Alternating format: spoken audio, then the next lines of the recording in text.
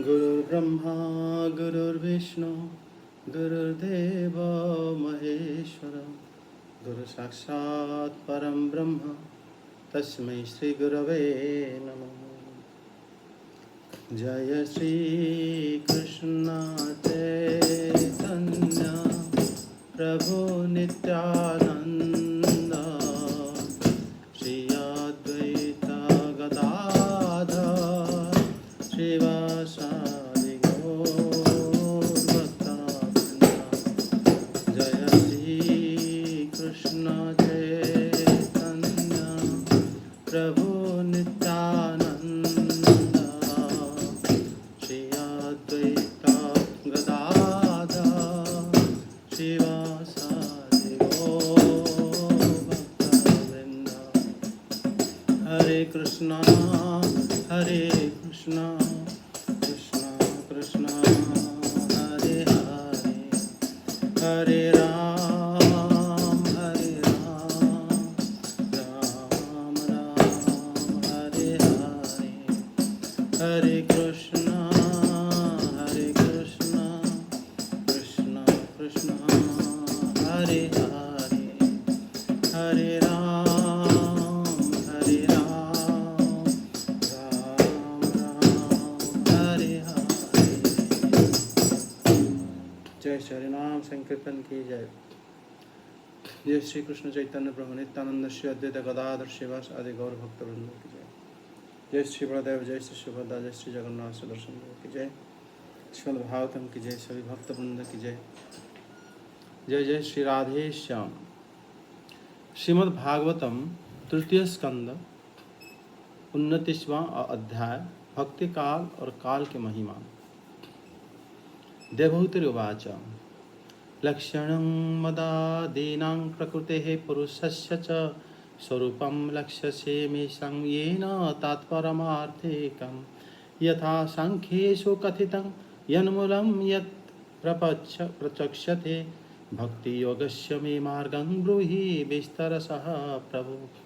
विरागो येन पुरुष भगवन् सर्वतो भवे आचक्ष्यो जीवलोकस्य विद्विधा मम संश्रुतिः कालयेश्वर रूपस्य परेशान्त परस्यते रूपस्वरूपं बत कुर्वन्ति यद्वतो कुशलं जनाः लोकस्य मिथ्याभिन विमतेरचक्षु स्थिरं प्रसुप्त यस्य तमस्यानाश्रयेत् शान्तस्य कर्म स्वनुविद्धया धिया त्वमाभिरासि किल योग भास्कर। अनुवाद। देवहूति ने पूछा, प्रभु प्रकृति पुरुष और महतत्व आदि का जैसा लक्षण सांख्य शास्त्र में कहा गया है तथा जिसके द्वारा उनका वास्तविक स्वरूप अलग अलग जाना जाता है और भक्ति योग को ही जिसका प्रयोजन कहा गया है वह आपने मुझे बताया। अब कृपा करके भक्ति योग का मार्ग मुझे विस्तार पूर्वक बताइए। इसके सिवा जीवों की जन्म मरण रूपा अनेक प्रकार की गतियों का भी वर्णन कीजिए जिनके सुनने से जीव को सब प्रकार की वस्तुओं से वैराग्य होता है, जिसके भय से लोग शुभ कर्मों में प्रवृत्त होते हैं और जो ब्रह्मा आदि का भी शासन करने वाला है। उस सर्वसमर्थ काल का स्वरूप भी आप मुझसे कहिए। ज्ञान दृष्टि के लुप्त हो जाने के कारण देह आदि मिथ्या वस्तुओं में जिन्हें आत्माभिमान हो गया है तथा बुद्धि के कर्मासक्त रहने के कारण अत्यंत श्रमिक होकर जो चिरकाल से अपार अंधकार में संसार में सोए पड़े हैं उन्हें जगाने के लिए आप योग प्रकाशक सूर्य ही प्रकट हुए। जय जगन्नाथ। यहाँ पर देवी देवहूति ने भगवान को ये प्रश्न कर रहे हैं, प्रकृतेः पुरुषस्य महदादीनां यथा सांख्येषु अमीषाम। मतलब जैसे सांख्य शास्त्र में भगवान ने उनको बताया, जैसे लक्षण बताया, वो देवहूति माता सुनने के बाद फिर आगे प्रश्न कर रहे हैं कि जिस लक्षण के द्वारा उनके वास्तविक स्वरूप का ज्ञान होता है वो भगवान ने उनको बता दिए। भक्ति योग उनका प्रयोजन है। यहाँ पर मतलब श्री देवहूति देवी यहाँ पर कह रहे हैं कि जो सांख्य शास्त्र का जो वास्तविक स्वरूप व जिसका जो प्रयोजन है, सांख्य शास्त्र की जो वस्तु जरूरत है सांख्य को, वो है भक्ति। बिना भक्ति के सांख्य शास्त्र का अर्थ नहीं रह जाता। जो नास्तिक लोग सांख्य शास्त्र को अध्ययन करते हैं, जानने के प्रयास करते हैं, वो उसी में प्रकृति, पुरुष, महत्त्व, इनके बारे में जानते हैं। कैसे प्रकृति से महत्त्व की जन्म हुआ, महत्त्व से कैसे इंद्रिय आदि जन्म हुआ, एवं इंद्रियां के बाद कैसे स्वरूप हर एक जीव कैसे उनके स्वरूप को प्राप्त हुआ, ये सब बताया जाता है सांख्य शास्त्र में बड़े विश्लेषण भाव से। लेकिन ये सब बताया क्यों जाता है? जैसे श्री भगवान भी सांख्य शास्त्र भगवद गीता में बताए हैं, सांख्य योग में, वहाँ पर भी आत्मा परमात्मा के पहले आत्मा के लक्षण बताएं, शरीर कैसे अनित्य है, शरीर सृष्टि कैसे होता है, और यहाँ पर भी श्री भगवान ने सांख्य शास्त्र बताया है। लेकिन जो बताया जाता है कि ऐसे ऐसे सृष्टि हुआ है शरीर, और ऐसे प्रकृति, पहले प्रकृति के पास अपना कुछ शक्ति ही नहीं होती, और वो भगवान ने जब दृष्टि निक्षेप करते हैं तब ये सृष्टि होती इत्यादि। यहाँ पर माता देवहूति ने जैसे बताया है कि यन्मूलम तत् पारमार्थिकम, इसका जो मूल है, इसका जो ज़रूरत है सांख्य शास्त्र का, वो पारमार्थिक उसका मूल है। मतलब तथा कथितं में भक्ति योगेश मार्गम विस्तर सह ब्रूहि। इसीलिए जो पारमार्थिक मूल जिसका है, जो सांख्य का, उसका जो भक्ति, उसका प्रयोजन है, तब आप मुझे भक्ति योग को ही विस्तार से बताएं। क्यों? उसी से ही जीव का वास्तव उद्धार होता है। सांख्य को ज्ञान कहा जाता है। ज्ञान का लक्षण पुरुष जैसा ही होता है, वो उनमें अहंकार भी होता है। भक्ति लेकिन वो स्त्री स्वभाव और वो भगवान के ऊपर निर्भर होता है। लेकिन जो ज्ञानी होते हैं वो भटक जाते हैं कभी कभी सांख्य शास्त्र, लेकिन जो सांख्य जानने के बाद भक्ति में आश्रय ले लेते हैं, फिर वो नहीं भटकते। यहाँ पर माता देवहूति प्रश्न कर रहे हैं कि अब आप भक्ति योग की विस्तार मुझे करिए। ये हे भगवान, ये न पुरुषः सर्वत्र विरागः भवेत् तत् जीवलोकस्य बहुधा संस्कृति मम आचक्षः। हे भगवान, ये न पुरुष सर्वत्र, ये पुरुष सबू, ये जो पुरुष है सारी वस्तुओं में ही जिसका वैराग्य हो जाता है। वैराग्य मतलब अनुराग, उस वस्तु के प्रति ना रहना वैराग्य कहा जाता है। ये तब हो पाएगा जब उस जीव लोक के जन्म मरण रूप अनेक प्रकार की गतियाँ जो आपने मुझे बताई, और फिर जिन जन्म मरण रूपी गतियाँ मुझे मतलब सुन लेने के बाद वो जीव को संसार से वैराग्य हो जाता है। वास्तव में वैराग्य तो भक्ति जागृत होने पर ही होता है। और यहाँ पर प्रश्न वही पर, उद्देश्य वही है कि उनका जो भक्ति योगस्य मार्ग विस्तार सह ब्रूहि, कि उसको विस्तार पूर्वक मुझे बताइए। और उसने चतुर्थ श्लोक में बताते हैं, जिनके भय से भयभीत होकर मनुष्य पुण्य कर्म करते हैं, वो है काल के भय से। मतलब यद बत यद भयो यद वतो जनाः कुशलं कुर्वन्ति, यद वतो यद भय जनाः, जिसके भय से ही मनुष्य क्या करते हैं, कुशलं अच्छा करते हैं।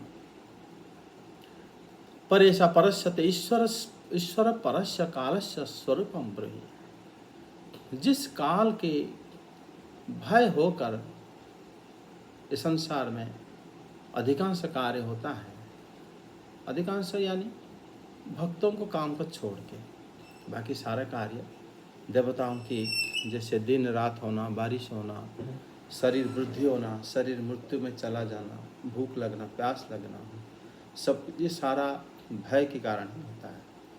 मतलब जैसे उनके अगर भय ना होता तो ये वास्तव में भय तो अदित्यादो भय तो भवति, जिसका संसार में आसक्त है या जो किसी एक वस्तु प्रति आसक्त है, उसके अंदर भय तो रहना स्वाभाविक बात है।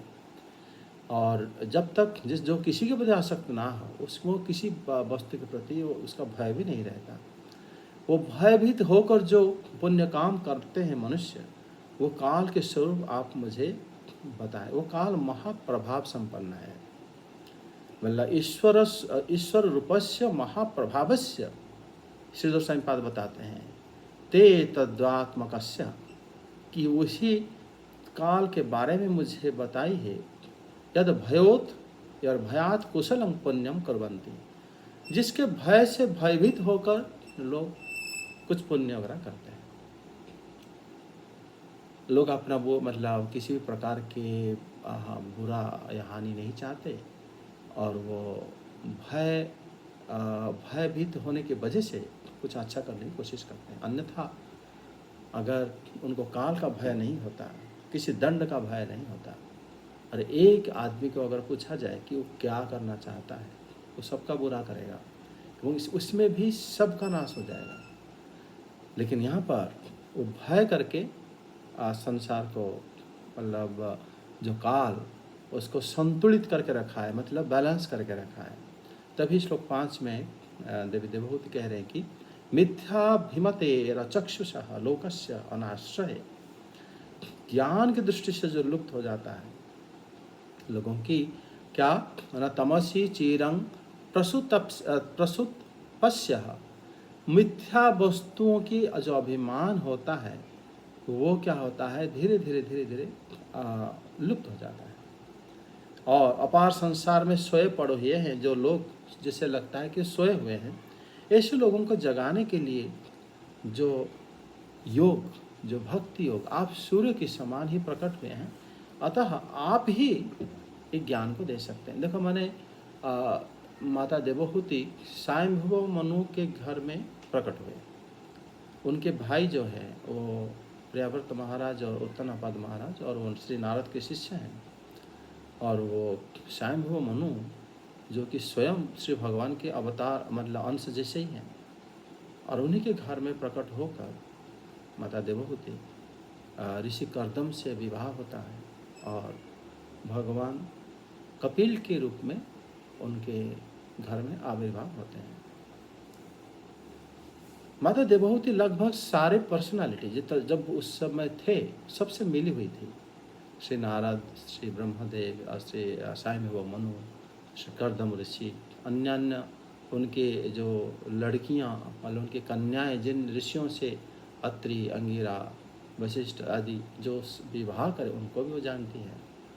उसके बाद भी उन्होंने बता रही है यहाँ पर कि कर्म स्वनो विद्या धिया शांतस्य त्वं किल योग भास्कर, कि वास्तव में जैसे कि आप ही इस योग को बता सकते हो, कोई नहीं बता सकता, और आप ही सूर्य के समान प्रकट हुए हो। यहाँ पर ये जो माता देवहूति के जो भगवान के प्रति जो आत्मनिवेदन को ही बता रहा है।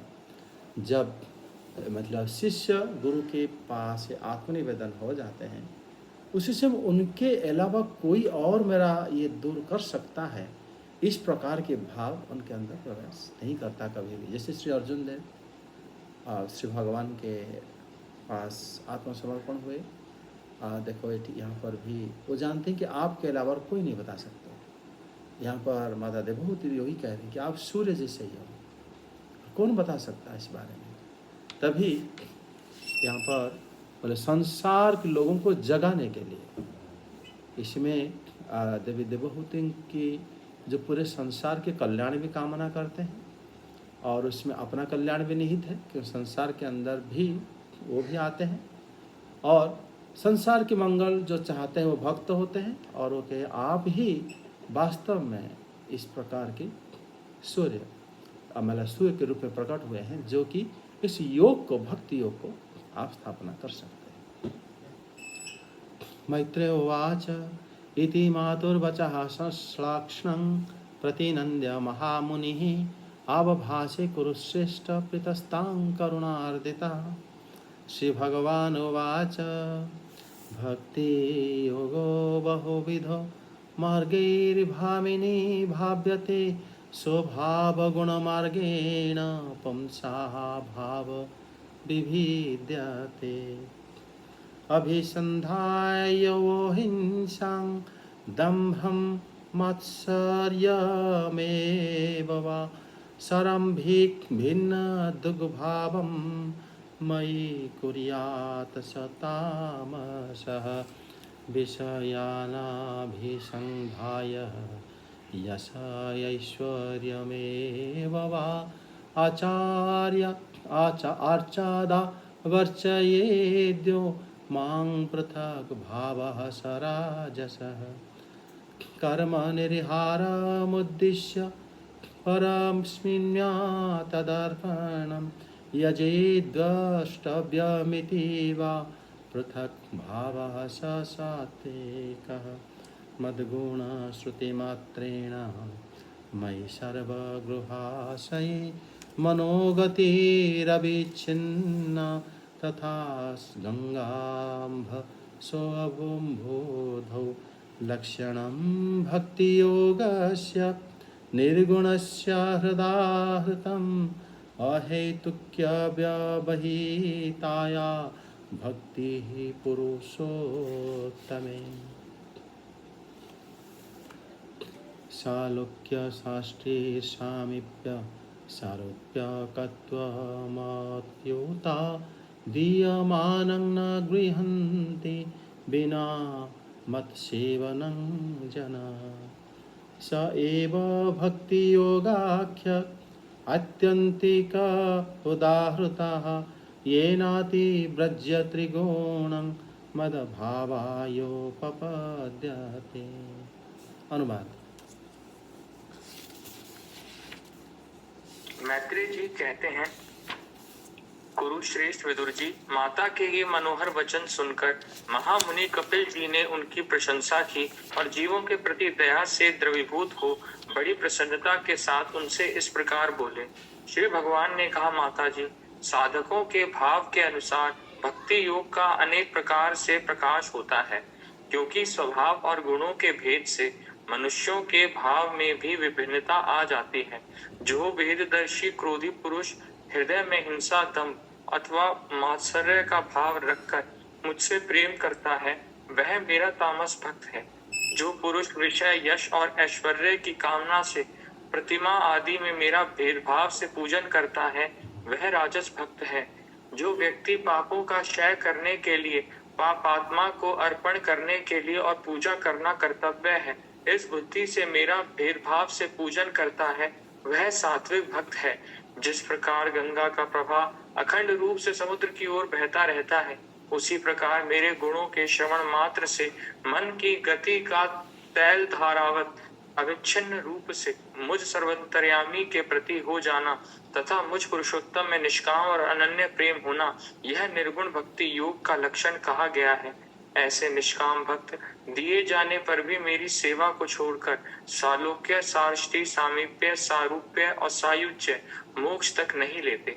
भगवत सेवा के लिए मुक्ति का तिरस्कार करने वाला यह भक्ति योग ही परम पुरुषार्थ अथवा साध्य कहा गया है। इसके द्वारा पुरुष तीनों गुणों को लांघकर मेरे भाव को, मेरे प्रेम रूप अप्राकृत स्वरूप को प्राप्त हो जाता है। यहाँ पर भक्ति योग को श्री भगवान बड़े सुंदर भाव से वर्णन करके आरंभ में कह रहे हैं कि पहले तो भामिनी मार्ग भक्ति योग बहुविधः भाव्यते।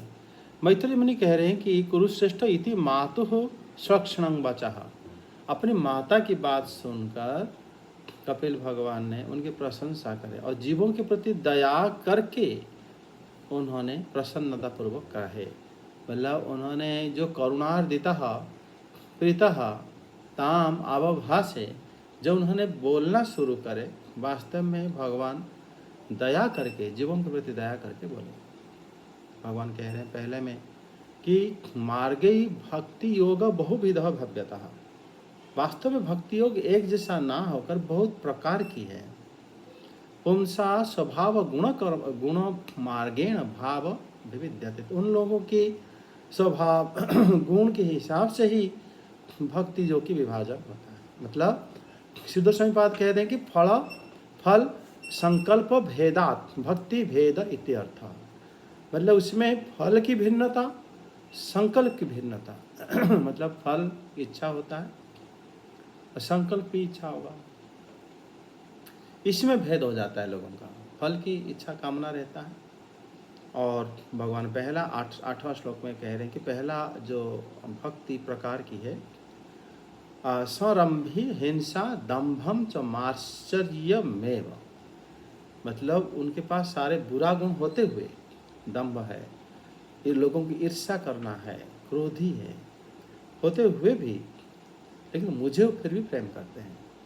और वो क्या करते हैं, न अभिसंघाय मयि भिन्न दुख भावम कुर्यात् स तामसः, वो मुझे भक्ति करते हैं, अर्थात जैसे भगवान के नाम कीर्तन हुआ, भगवान की धाम परिक्रमा हुआ, ये सब प्रकार तो कर लेते हैं। मतलब भक्ति का जो अंग है जिसमें भगवान के नाम संकीर्तन से लेकर जैसे धाम वास हो गया, साधु सेवा हो गया, जो जो एक एक अंग कुछ ना कुछ वो करते तो हैं, लेकिन उनका वो क्रोधी होते हैं और लोगों के हिंसा करते हैं, हृदय में हिंसा रखते हैं, दंभ माश्चर्य आदि उनके पास रहता है। वो लोग होते हैं मेरे तामस भक्त। जो भेददर्शी पुरुष विषय यश ऐश्वर्य भावना से मेरी अर्चना करते हैं, पूजा अर्चना विग्रहों की भावना विषय है, मुझे ये चाहिए जो चाहिए प्रभु मैंने करा ये बता, ऐसे सब जो होते हैं वो लोग राजस भक्त होते हैं। और जो लोग भेददर्शी अपना पापों के विनाश करने के लिए, ये थोड़ा उन्नत हो गए, अपना पाप कोई कुछ रहे तो नहीं किया, चलो इसलिए भक्ति करते हैं और भगवान को सारे कर्म को समर्पण देते हैं, निष्काम कर्म करने की कोशिश करते हैं और ये करना मेरा ड्यूटी है, अगर नहीं करा तो प्रॉब्लम होगा, ये सात्विक भक्त होते हैं। और उसमें भक्त ऐसे होते हैं जो निर्गुण, उनका अहेतुकी व्यवहिता या भक्ति ही निर्गुणस्य भक्ति योग लक्षणम उदाहरणतम। इसमें जो श्रेष्ठ भगवान यहाँ पर बताए हैं वो है जो किसी भी प्रकार के कारण के वजह से मुझे भक्ति नहीं करते हो, फिर उसको और स्पष्ट करते हो, निर्गुणा भक्ति है उनका, किसी भी प्रकार की, और मेरे बारे में श्रवण करते हैं और उनका मन बहुत अच्छा लगता है, निर्गुणा भक्ति करते हैं और निर्गुणा भक्ति कामना से रहित होता है। कैसे होता है आगे बता रहे हैं कि जनहा मत सेवन बिना, मेरा सेवा के अलावा, सालोक्य अर्थात मेरे साथ मेरे ही लोक में रहना, मेरे ही समान ऐश्वर्य को प्राप्त होना और मेरे समीप बने रहना, मेरे समान रूप रहना, मेरे साथ रहना, मेरे समान रूप रहना, मेरे साथ ऐश्वर्य रहना, मेरे समीप रहना और मेरे साथ एक हो जाना, मेरे शरीर में दिव्य अंग में लीन हो जाना, ये साजुज्य होता है।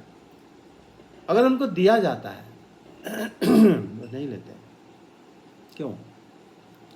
इसका मतलब इससे ही पता चलता है कि भक्त भी यहाँ से उद्धार होना नहीं चाहता, वो ये भी नहीं चाहता कि मुझे वैकुंठ जाना है, जो भगवान के प्रिय भक्त जो होते हैं, क्योंकि यहाँ पर भगवान खुद बोले हैं कि वो निर्गुणा भक्त जो सिर्फ मेरे सेवा के अलावा वो सेवा कहीं भी करना पड़े वो इसी से करते हैं और वो मेरे भक्त होते हैं।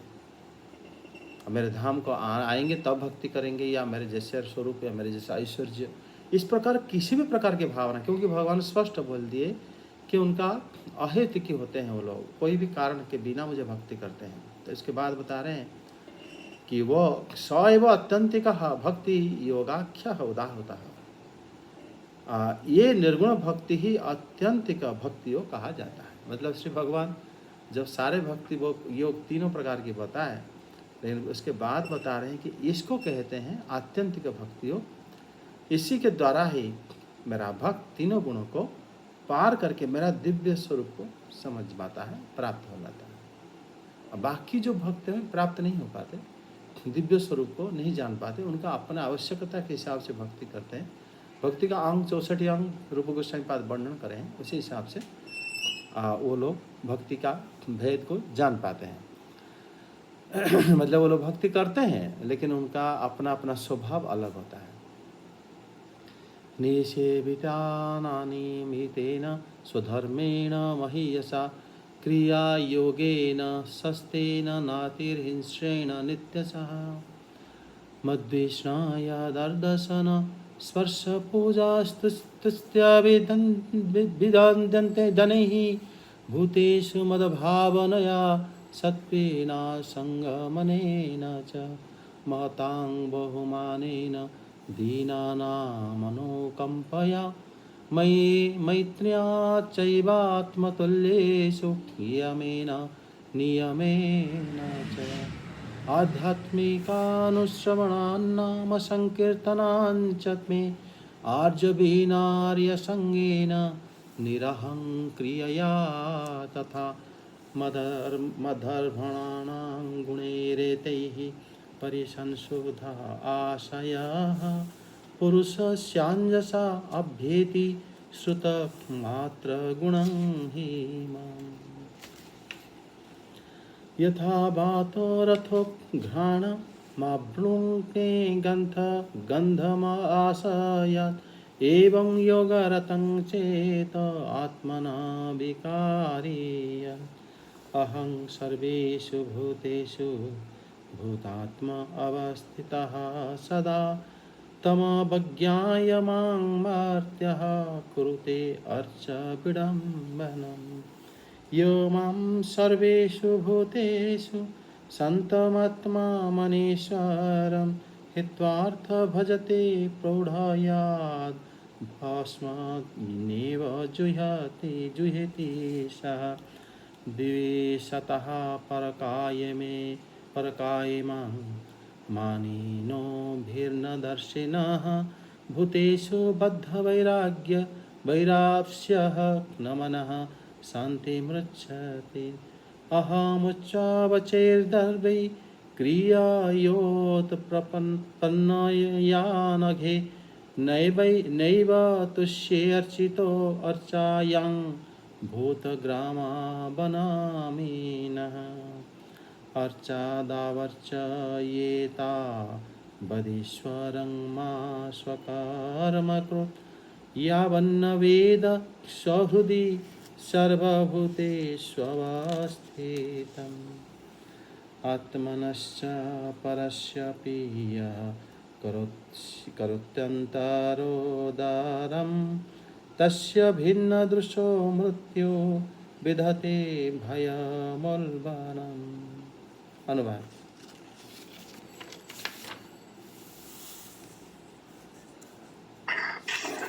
निष्काम भाव से श्रद्धा पूर्वक नित्य नैमित्तिक कर्तव्यों का पालन कर नित्य प्रतिहिंसा रहित उत्तम क्रिया योग का अनुष्ठान करने, मेरी प्रतिमा का दर्शन, स्पर्श, पूजा, स्तुति और वंदना करने, प्राणियों में मेरी भावना करने, धैर्य और वैराग्य के अवलंबन, महापुरुषों का मान, दीनों पर दया और समान स्थिति वालों के प्रति मित्रता का व्यवहार करने, यम नियमों का पालन, अध्यात्म शास्त्रों का श्रवण और मेरे नामों का उच्चारण से कीर्तन करने से तथा मन की सरलता, सत्पुरुषों के संग और अहंकार के त्याग से मेरे धर्मों का, भगवत धर्मों का अनुष्ठान करने वाले भक्त पुरुष का चित्त अत्यंत शुद्ध होकर मेरे गुणों के श्रवण मात्र से अनायास ही मुझ में लग जाता है। जिस प्रकार वायु के द्वारा उड़कर जाने वाला गंध अपने आश्रय पुष्प से घ्राणेन्द्रिय तक पहुंच जाता है, उसी प्रकार भक्ति योग में तत्पर और राग द्वेष आदि विकारों से शून्य चित्त परमात्मा को प्राप्त कर लेता है। मैं आत्म रूप से सदा सभी जीवों में स्थित हूँ, इसलिए जो लोग मुझे सर्वभूत स्थित परमात्मा का अनादर करके केवल प्रतिमा में ही मेरा पूजन करते हैं, उनकी वह पूजा स्वांग मात्र है। मैं सबका आत्मा परमेश्वर सभी भूतों में स्थित हूँ। ऐसी दशा में जो मोहवश मेरी उपेक्षा करके केवल प्रतिमा के पूजन में ही लगा रहता है, वह तो मानो भस्म में ही हवन करता है। जो वेददर्शी और अभिमानी पुरुष दूसरे जीवों के साथ वैर बांधता है और इस प्रकार उनके शरीरों में विद्यमान मुझ आत्मा से ही द्वेष करता है, उसके मन को कभी शांति नहीं मिल सकती। माता जी, जो दूसरे जीवों का अपमान करता है, वह बहुत सी घटिया बढ़िया सामग्रियों से अनेक प्रकार के विधि विधान के साथ मेरी मूर्ति का पूजन भी करे, तो भी मैं उससे प्रसन्न नहीं हो सकता। मनुष्य अपने धर्म का अनुष्ठान करता हुआ तब तक मुझे ईश्वर की प्रतिमा आदि में पूजा करता रहे, जब तक उसे अपने हृदय में एवं संपूर्ण प्राणियों में स्थित परमात्मा का अनुभव ना हो जाए। जो व्यक्ति आत्मा और परमात्मा के बीच में थोड़ा सा भी अंतर करता है, उस भेददर्शी को मैं मृत्यु रूप से महान भय उपस्थित करता हूँ। अतः जय संपूर्ण जगन्नाथ। प्राणियों के भीतर घर बनाकर उन प्राणियों के ही रूप में स्थित मुझ परमात्मा का यथा योग्य दान मान मित्रता के व्यवहार तथा समदृष्टि के द्वारा पूजन करना चाहिए। जय जगन्नाथ। इसमें श्री भगवान इधर बताए हैं, वो निष्काम भाव से अनियमितेन महीयसा, श्रद्धापूर्वक निष्काम भाव को कामना ना रखते हुए नित्य नैमित्त कर्तव्य का पालन करके नित्य ही हिंसा रहित तथा उत्तम क्रियाओं का अनुष्ठान करने से, ये देखो इसमें भगवान की पूजा नहीं है। पहला वाला जो भगवान बताए हैं इसी श्लोक में, पहले तो निष्काम भाव से कर्तव्य करो,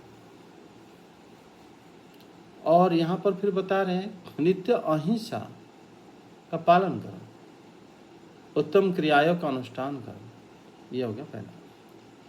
उसके बाद कहते हैं कि मेरी प्रतिमा का दर्शन, मद्विष्ण या दर्शन, स्पर्श पूजा स्तुत्या अभिनंदन।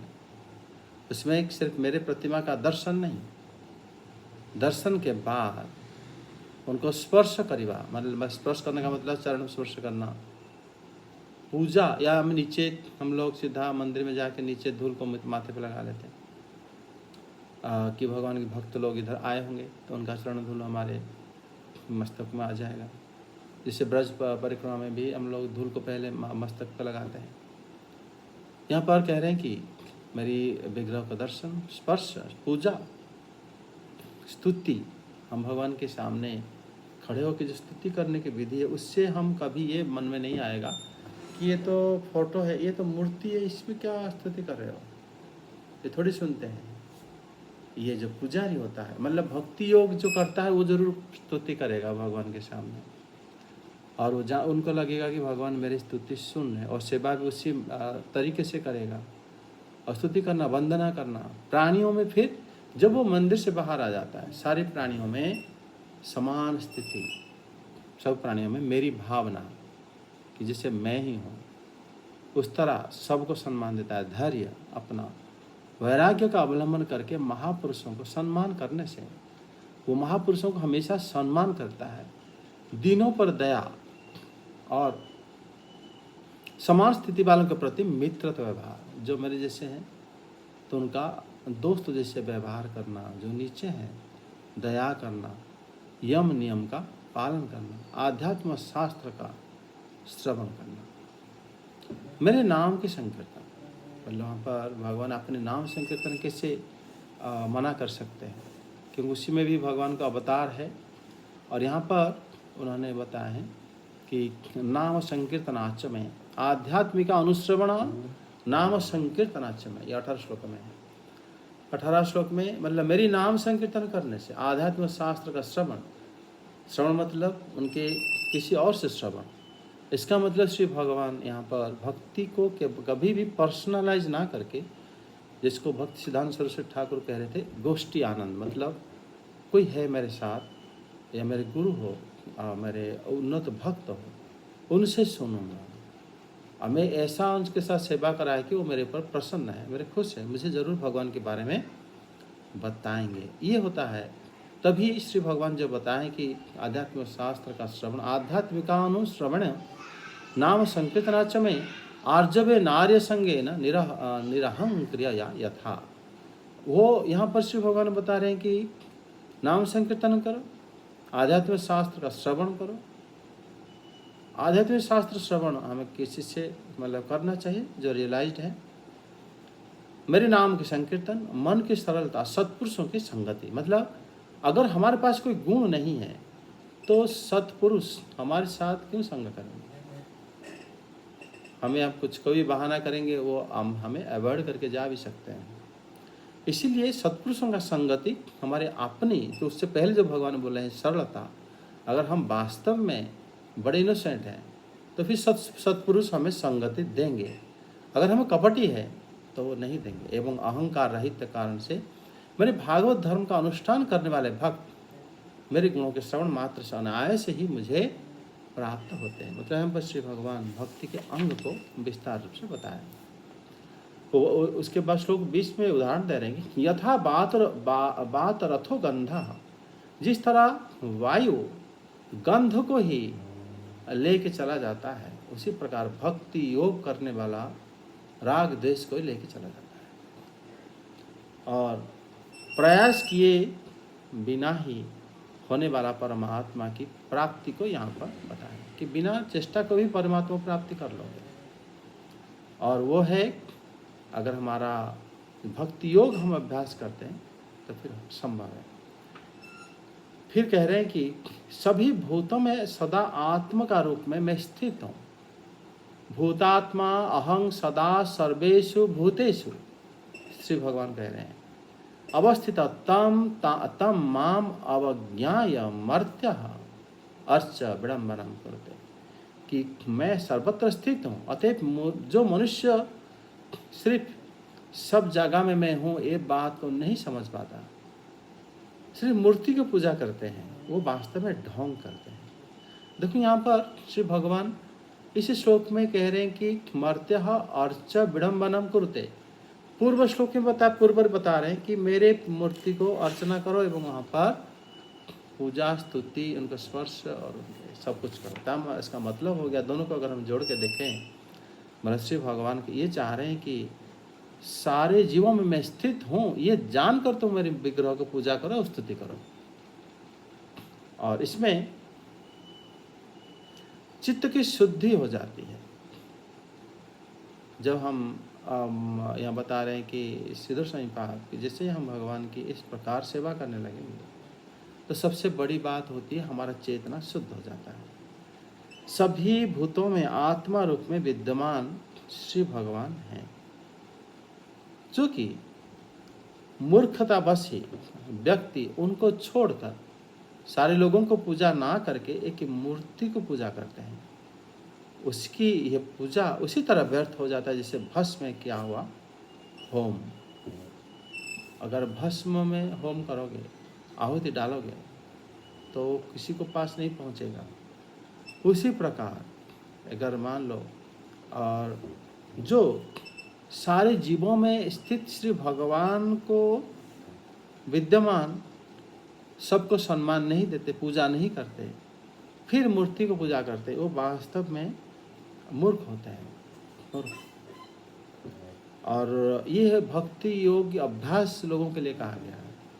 इसमें उस भक्त को नहीं जोड़ना जहाँ पर जगन्नाथपुरी में श्री भगवान के इतना सारे सेवक हैं, उस उनके सिर्फ कि भगवान खाएंगे, भगवान ये पहनेंगे, ये माला बनाना है, सिर्फ उन्हीं को ही, सिर्फ एक भगवान के लिए ही सारा काम वो करते हैं। तो उनको हमने कहा वो तो कहीं बाहर, हमें तो वो डांट रहे थे, वो तो जीवों को सम्मान नहीं कर रहे हैं, वो कैसे भगवान, वो उनका स्थिति ही अलग है और आगान को भक्त है। ये जो जिस बारे में चर्चा हो रही है ये है असाधना भक्ति के बारे में, कि जो व्यक्ति जो है वो क्या करता है ना, वो भगवान की मूर्ति तो पूजा करता है लेकिन बाकी जगह में भगवान है करके नहीं जान पाता। जो अभिमानी तथा भेददर्शी पुरुष दूसरों के शरीर में रहने वाले मुझ में दोष करता है, द्वेष करता है, वो जीवों में से बैर करता है और कभी शांति में नहीं हो पाएगा। जो जीव जगत को बैर करेगा वो कैसे शांति में रहेगा? तभी ये कहते हैं हे अनघे भूत ग्राम बमानिनः। मतलब यहाँ पर वो कह रहे हैं कि सभी जीवों का अपमान जो करता है और लेकिन मेरे पूजा करता है, वास्तव में मैं इसके ऊपर संतुष्ट नहीं हूँ। तभी वो कह रहे हैं जो श्लोक 24 में कि स्वकर्मकृत ईश्वरे माँ तावत आचार्य यहाँ अर्चयेत तावत सर्वेषु अवस्थितम। यहाँ पर श्री भगवान कह रहे हैं कि अपने धर्म का पालन करने वाले मनुष्य तब तक ही अर्चा में, संपूर्ण जगत में नियामक मेरी अर्चना करनी चाहिए जब तक कि सभी भूतों के भीतर मैं स्थित हूँ, ये ज्ञान ना हो जाए उसके अंदर। और नहीं आया है तब तुम पूजा भगवान को मत करो। जो मनुष्य आत्मा और परमात्मा का थोड़ा सा भी अंतर देखता है वास्तव में भेददर्शी है।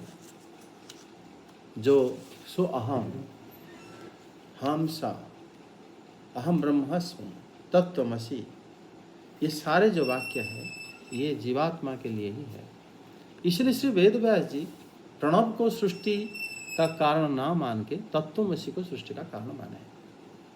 तत्त्वम असि, कि मैं वही हूँ, तभी तो वो सृष्टि होकर भगवान को प्रति उनका मतलब भगवान को प्राप्ति करने के लिए कि मैं अगर मुक्त हूँ मैं क्यों मतलब ये बद्ध जीवन में अपने शरीर को काटूं, ये ज्ञान उसके अंदर अपने आप आता है।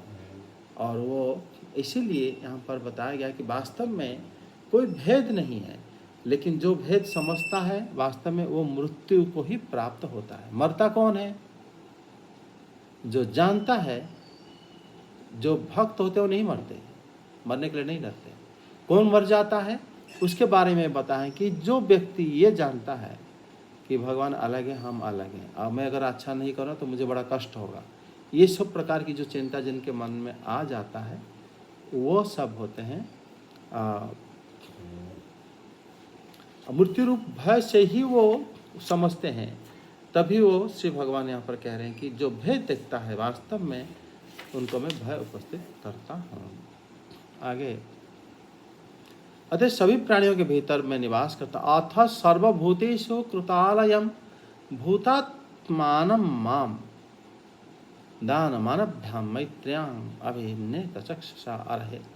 मुझ परमात्मा की दान मान मित्रता समदर्शित्व के साथ पूजा तो करता है, लेकिन सभी प्राणियों के भीतर भी मुझे देखता है। ये होता है मेरी पूजा। अब श्लोक 28 से देखो। जीवाः श्रेष्ठा ह्य जीवानां ततः प्राणामृता शुभे ततः सचिता प्रवरास्ततश्चेन्द्रियावृतायः तत्रापि स्पर्शवेदिभ्यः प्रवरारसवेदिनः तेभ्यो गन्धविदः श्रेष्ठास्ततः शब्दविदो वराः रूपभेदविदस्तत्र ततश्चोभयतो दतः तेषां बहुपदाः श्रेष्ठाश्चतुष्पादस्तथोदिपात् ततो वर्णाश्च चत्वारस्तेषां ब्रह्मणा उत्तमः ब्रह्मण्यस्योऽपि वेदज्ञो ह्यर्थज्ञो भयाधिकास्ततः अर्थज्ञात संसत्सेया ततः श्रेयान् स्वकर्म कृत मुक्तसंगस्ततो भूयात् दुग्धा धर्मपात्मनः तस्मान्नायर्पिता शेषक्रियार्थात्मा निरन्तरः मयार्पितात्मना पुंसो मयि सन्न्यस्तकर्मणः न पश्यामि परं भूतकर्मसु समदर्शनात् मनसैतानि भूतानि प्रणमेद्वनमानयन् ईश्वरो जीवकलाया प्राविष्टो भगवान् इति। भक्ति योगश्च मया मन्योदितिरितः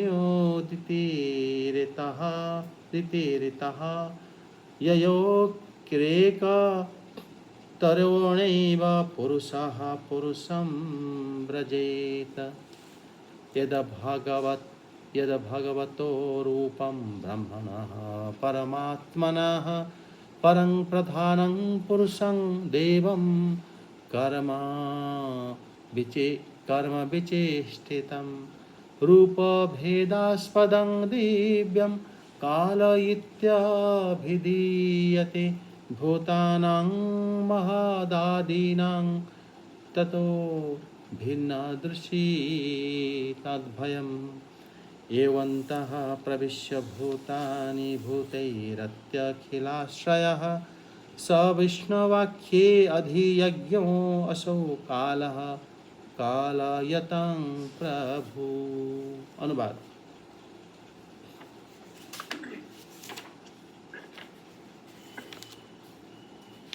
माताजी, पाषाण आदि या चेतनों की अपेक्षा वृक्ष आदि जीव श्रेष्ठ हैं। उनसे सांस लेने वाले प्राणी श्रेष्ठ हैं। उनमें भी मन वाले प्राणी उत्तम और उनसे इंद्रिय की वृत्तियों से युक्त प्राणी श्रेष्ठ हैं। सेंद्रिय प्राणियों में भी केवल स्पर्श का अनुभव करने वालों की अपेक्षा रस का ग्रहण कर सकने वाले मत्स्य आदि उत्कृष्ट हैं तथा रस वेदताओं की अपेक्षा गंध का अनुभव करने वाले भ्रमर आदि और गंध का ग्रहण करने वालों से भी शब्द का ग्रहण करने वाले श्रेष्ठ हैं।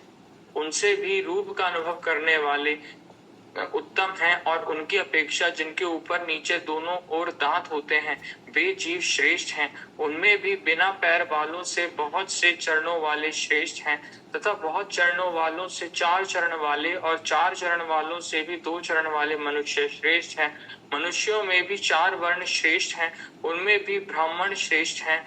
ब्राह्मणों में वेद को जानने वाले उत्तम हैं और वेदज्ञों में भी वेद का तात्पर्य जानने वाले श्रेष्ठ हैं। तात्पर्य जानने वालों में से संशय निवारण करने वाले, उनसे भी अपने वर्णाश्रमोचित धर्म का पालन करने वाले तथा उनसे भी आसक्ति का त्याग और अपने धर्म का निष्काम भाव से आचरण करने वाले श्रेष्ठ हैं। उनकी अपेक्षा भी जो लोग अपने संपूर्ण कर्म, उनके फल तथा अपने शरीर को भी मुझे ही अर्पण करके भेदभाव छोड़कर मेरी उपासना करते हैं वे श्रेष्ठ हैं। इस प्रकार मुझे ही चित्त और कर्म समर्पण करने वाले अकर्ता और समदर्शी पुरुष से बढ़कर मुझे कोई अन्य प्राणी नहीं दिखता। अतः यह मानकर कि जीव रूप अपने अंश से साक्षात भगवान ही सब में अनुगत है, इन समस्त प्राणियों को बड़े आदर के साथ मन से प्रणाम करें। माता जी, इस प्रकार मैंने तुम्हारे लिए भक्ति योग और अष्टांग योग का वर्णन किया। इनमें से एक का भी साधन करने से जीव परम पुरुष भगवान को प्राप्त कर सकता है। भगवान परमात्मा और ब्रह्म का अद्भुत प्रभाव संपन्न तथा जागतिक पदार्थों के नानाविध वैचित्र्य का हेतुभूत स्वरूप विशेष ही काल नाम से विख्यात है। प्रकृति और पुरुष इसी के रूप हैं तथा इनसे यह पृथक भी है। नाना प्रकार के कर्मों का मूल अदृष्ट भी यही है तथा इसी से महत्व आदि के अभिमानी भेददर्शी प्राणियों को सदा भय लगा रहता है। जो सबका आश्रय होने के कारण समस्त प्राणियों में अनुप्रविष्ट होकर भूतों द्वारा ही उनका संहार करता है, वह जगत का शासन करने वाला ब्रह्मादि का भी प्रभु भगवान काल ही यज्ञों का फल देने वाला विष्णु है। पहले यहाँ पर काल जो है कौन है, जिसके बारे में भगवान बता रहे हैं। सभी प्राणियों में प्रवेश करके उसका संहार कर देता है काल। मतलब हमारे शरीर में प्रवेश करके हमारा खान पान, पहले हम ज़्यादा मेटाबॉलिज्म होता है, ज़्यादा जल्दी हजम हो जाता है, कोई बाद में धीरे धीरे हजम नहीं होता, वही काल। फिर धीरे धीरे बुढ़ापे आ जाता है, फिर वो शरीर छोड़ देता है।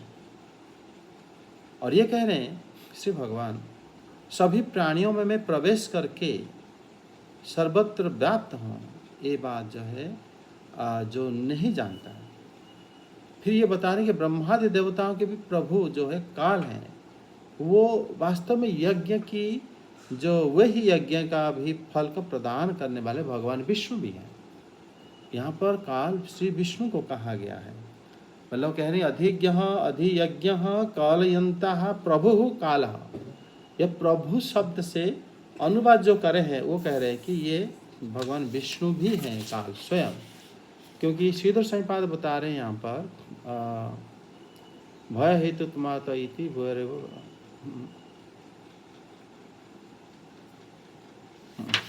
इसमें मतलब खाली लिखा गया है श्लोक में कि प्रभु हो काल, वही काल ही प्रभु स्वरूप हैं।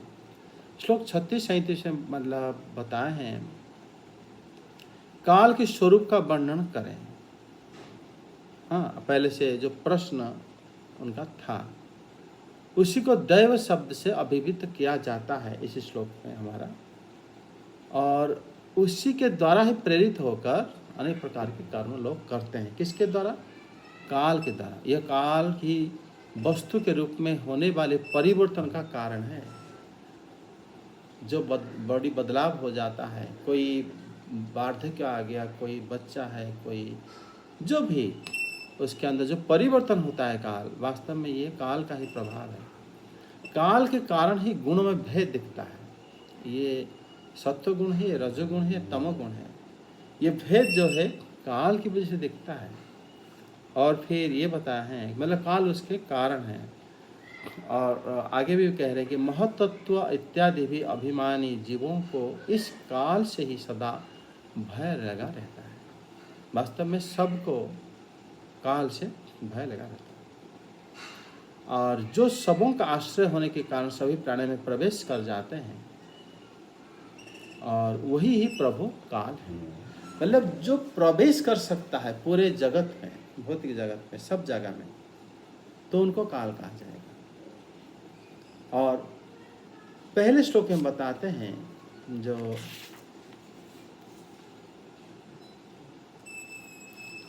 श्लोक 28 से, हे शुभे अजीवानंग जीवा श्रेष्ठा ततः प्राणभृत ततः सचिता, कि हे माता अचेतन पाषाणों की अपेक्षा वृक्ष श्रेष्ठ है।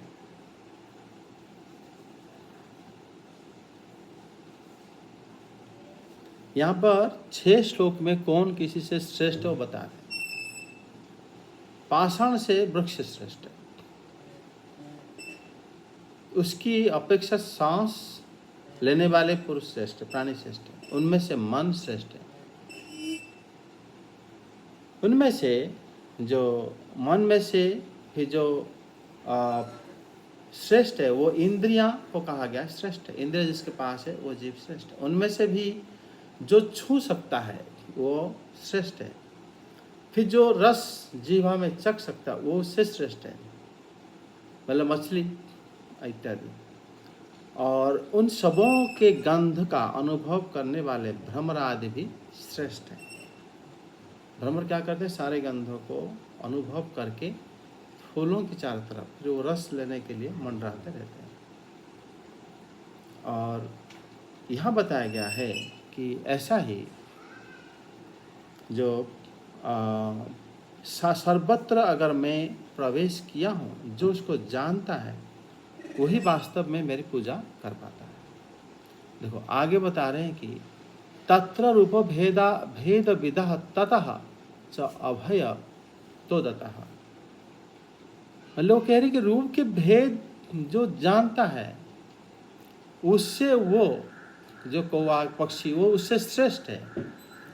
और उससे से जो श्रेष्ठ है जिसके पास पैर हो, पैर में से 4 पैर वाले, जैसे घोड़ा हो गया, हाथी हो गया, गाय हो गया, इससे मनुष्य श्रेष्ठ है।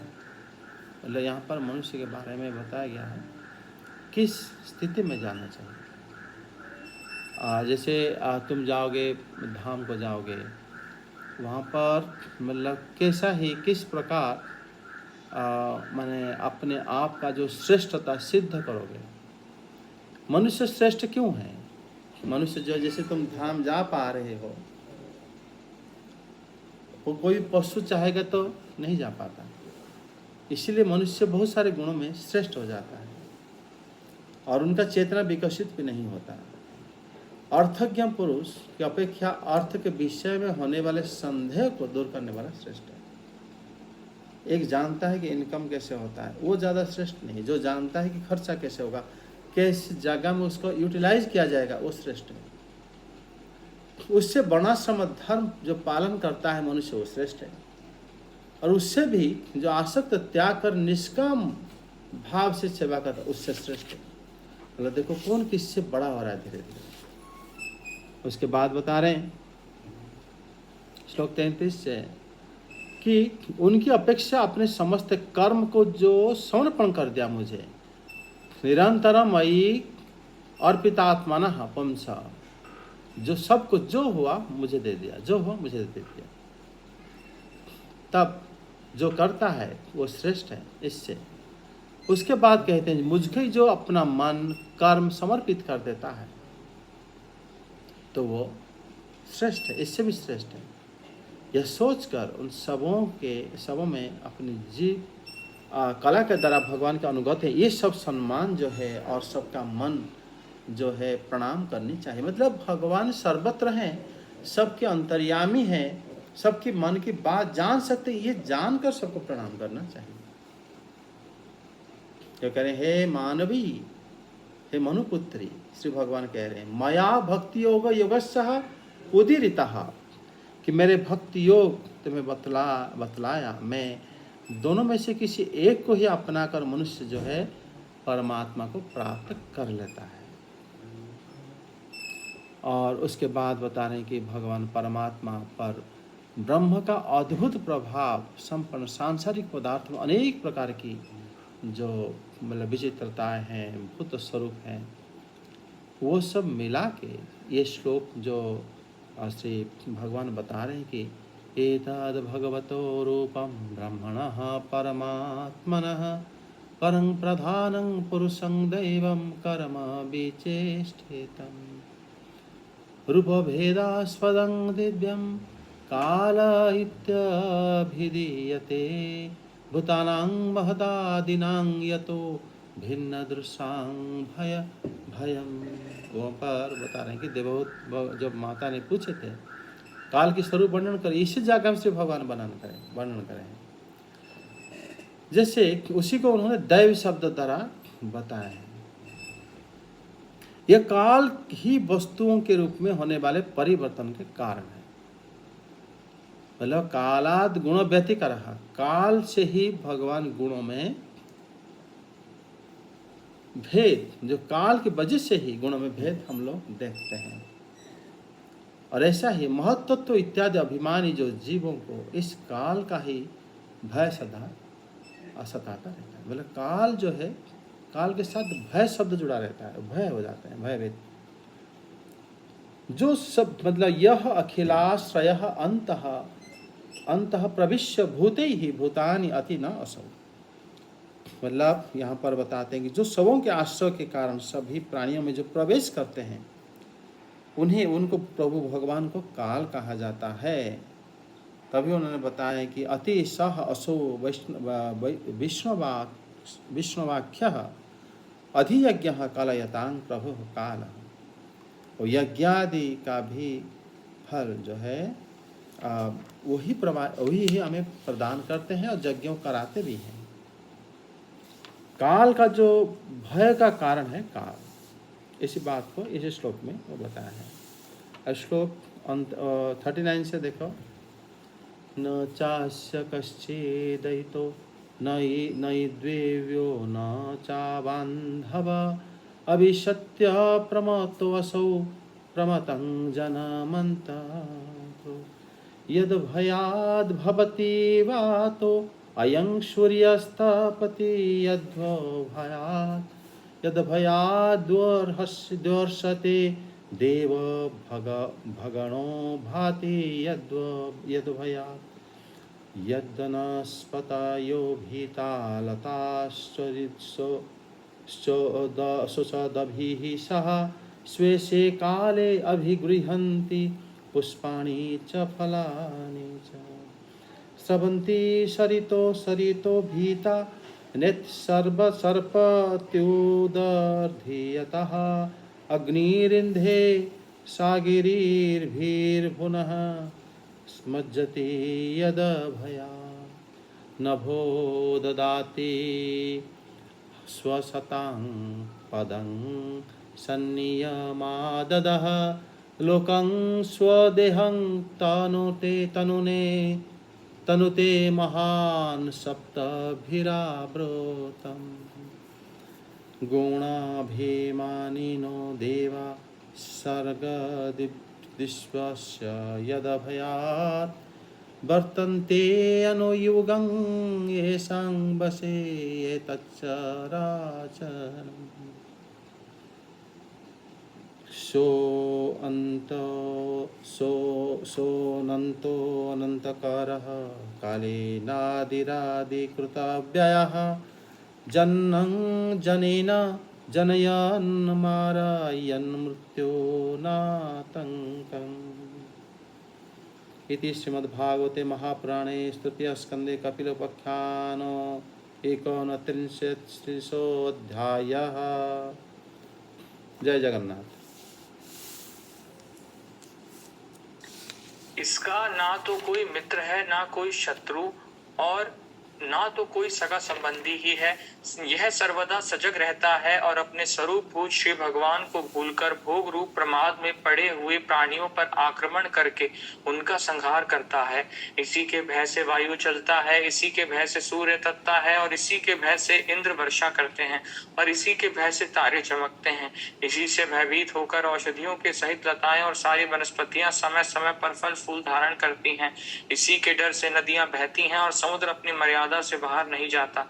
इसी के भय से अग्नि प्रज्वलित होती है और पर्वतों के सहित पृथ्वी जल में नहीं डूबती। इसी के शासन से यह आकाश जीवित प्राणियों को श्वास प्रश्वास के लिए अवकाश देता है, और महत्त्व अहंकार रूप शरीर का 7 आवरणों से युक्त ब्रह्मांड के रूप में विस्तार करता है। इस काल के भी भय से सत्वादि गुणों के